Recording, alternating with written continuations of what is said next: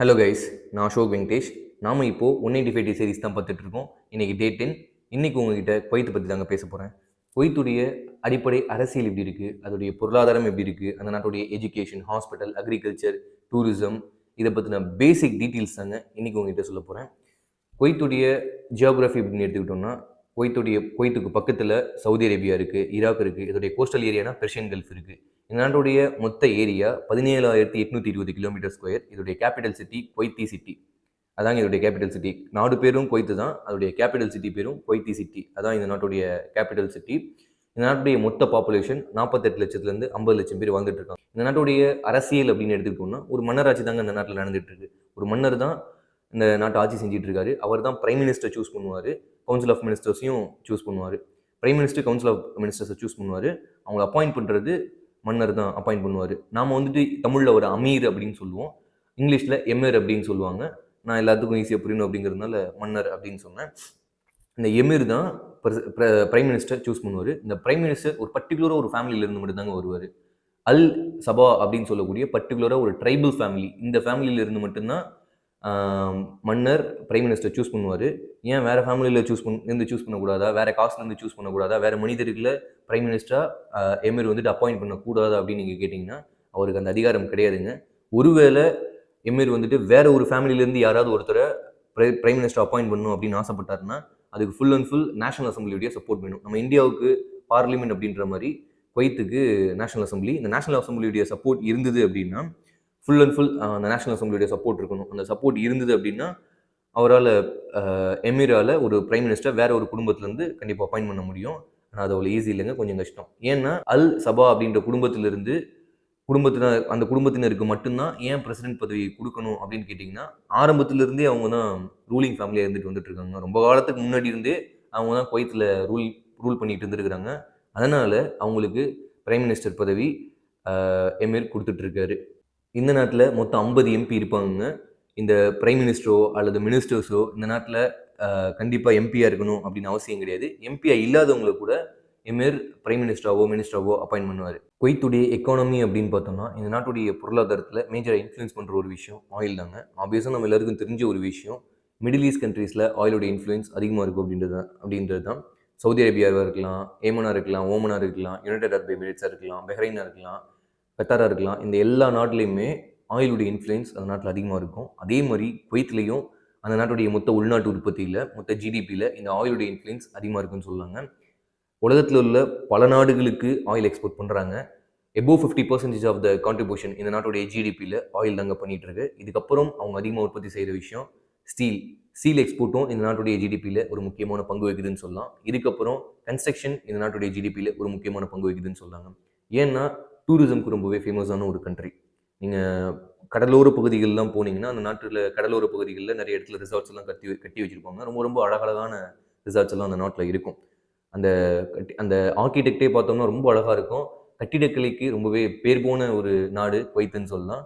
இதுக்கப்புறம் அந்த நாட்டில் அதிகமாக இன்ஃப்ளூயன்ஸ் பண்ணுற ஒரு விஷயம் அந்த நாட்டுடைய பேங்கிங் செக்டாருங்க.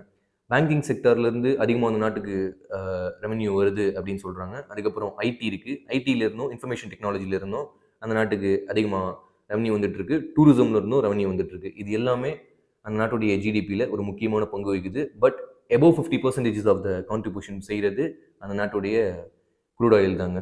குவைத்துடைய எக்ஸ்போர்ட் மார்க்கெட்ஸ் அப்படின்னு பார்த்தோம்னா, நம்ம இந்தியா இருக்கோம், சைனா இருக்காங்க, சவுத் கொரியா இருக்காங்க, ஜப்பான் இருக்காங்க, யூஎஸ் இருக்காங்க. இந்த மாதிரியான பல நாடுகள் இது மேஜராக அதிகமான பொருட்கள் வாங்குற கண்ட்ரி. இந்த மாதிரி நிறைய நாடுகள் அந்த நாட்டிலேருந்து நிறைய பொருட்கள் வாங்கிட்டு இருக்காங்க. இவங்களுடைய கரன்சிக்கு ரொம்ப வேல்யூ அதிகங்க. இந்த உலகத்திலேயே அதிக மதிப்புள்ள முதல் கரன்சி அப்படின்னா அது குவைத்தி கரன்சி தான்.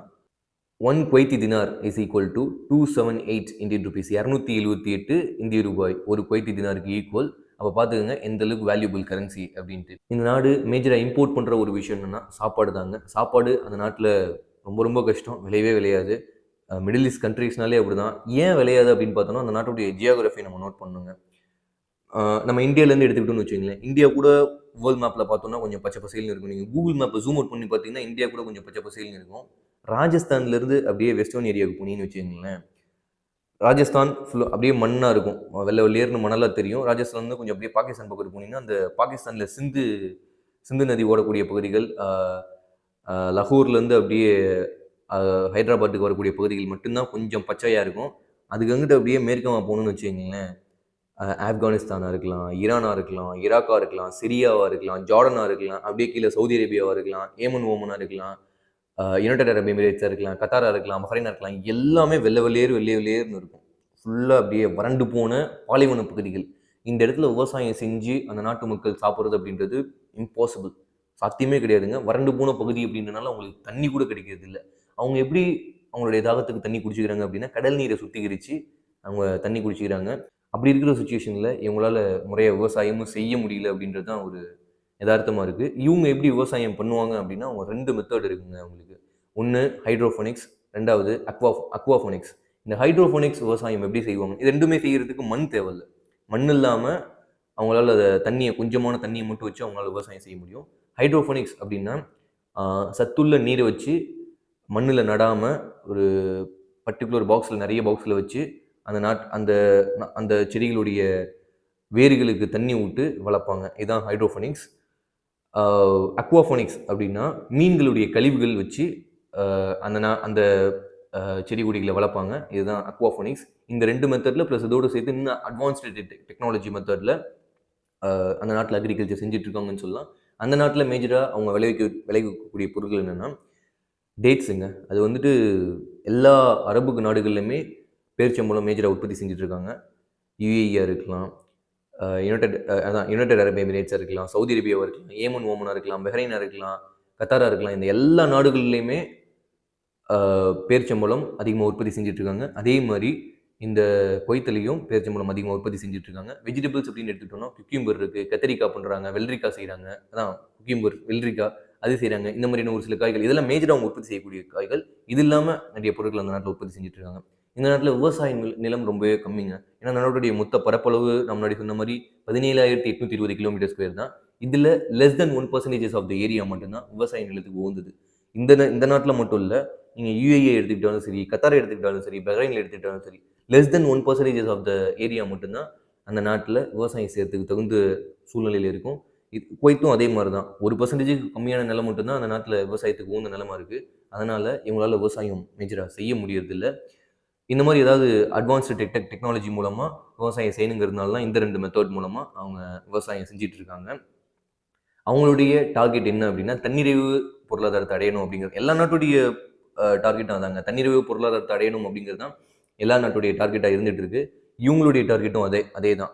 இந்த மிடில் ஈஸ்ட் கண்ட்ரீஸில் இருக்கக்கூடிய எல்லா நாடுகளுமே அவங்களுடைய இலக்கா என்னமா வச்சுருக்காங்க அப்படின்னா, அந்த நாட்டில் இருக்கக்கூடிய பிரஜைகளுக்கு, மக்களுக்கு அவங்களே விவசாயம் செஞ்சு மொத்த நாட்டுக்கும் அவங்களே தேவையான உணவு அளிக்கணும் அப்படிங்கிறது அந்த நாட்டுடைய ஒரு இலக்கா இருக்குது. அதாவது இம்போர்ட் பண்ணாமல், சாப்பாடை இறக்குமதி செய்யாமல் அந்த நாட்டில் உற்பத்தி செஞ்சு அந்த நாட்டில் இருக்கக்கூடிய எல்லா மக்களுக்குமே அவங்க உணவு கொடுக்கணும் அப்படிங்கிறது தான் இந்த மிடில் ஈஸ்ட் கண்ட்ரீஸோடைய ஒரு கனவாக இருந்துட்டு இருக்கு. ஹெல்த் கேர் அப்படின்னு எடுத்துட்டோம்னா, ஹைலி அட்வான்ஸ்டு டெக்னாலஜி கொண்ட ஹெல்த் கேர் அந்த நாட்டில் இருந்துட்டு இருக்குங்க. அந்த கவர்மெண்ட் அந்த நாட்டு சிட்டிசன்ஸுக்கு ஹைலி அட்வான்ஸ்டு டெக்னாலஜி கொண்ட ஹெல்த் கேர் ஃப்ரீ அண்ட் ஃபேராக கொடுத்துட்ருக்காங்க. அவங்களுக்கு மட்டும்தான், நமக்கெல்லாம் கிடையாது. அவங்களுக்கு மட்டும்தான் அந்த ப்ரிவிலேஜஸ் ப்ளஸ் அதோடு சேர்த்து ஒரு சில சப்சிடிஸ்லாம் அவங்களுக்கு இருக்குது. இவங்க என்னென்ன ஃபேமஸாக பண்ணுறாங்கன்னா, ஆன்காலஜி, கார்டியாலஜி, நெஃப்ராலஜி, புற்றுநோயியல், இதயவியல், சிறுநீரகவியல், இதுக்கு ஃபேமஸான ஒரு ஹெல்த் கேர் இருக்குங்க. பல நாட்டில் இருந்து குவைத் வந்து இந்த மாதிரியான பிரச்சனைகள், சிறுநீரகவியல் பிரச்சனையாக இருக்கலாம், இதயவியல் பிரச்சனையாக இருக்கலாம், புற்றுநோய்கள் பிரச்சனையாக இருக்கலாம், இந்த மாதிரியான ஒரு சில பிரச்சனைகளுக்கு வெளிநாட்டிலேருந்து மக்கள் குவைத்துக்கு வந்து அவங்களுடைய பிரச்சனைகளுக்கு தீர்வு கண்டுட்டு போயிட்டு இருக்காங்க. ஹெல்த் கேருக்கு one of the important country Kuwait அப்படின்னே சொல்லாங்க.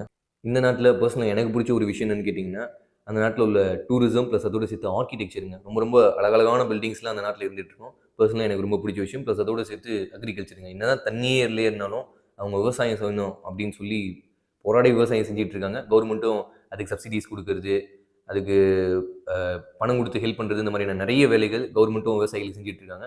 இந்த மாதிரியான விஷயங்கள் எனக்கு பர்சனலாக ரொம்ப பிடிச்சிருக்கு. உங்களுக்கு என்ன பிடிச்சிருக்கு அப்படின்றத கமெண்ட்டில் சொல்லுங்கள். இந்த வீடியோ உங்களுக்கு பிடிச்சிருந்துச்சுன்னா லைக் பண்ணுங்கள், ஷேர் பண்ணுங்கள், நம்மளுடைய சேனலுக்கு சப்ஸ்கிரைப் பண்ணுங்கள். தேங்க்யூ ஃபார் வாட்சிங் this video. Have a great life.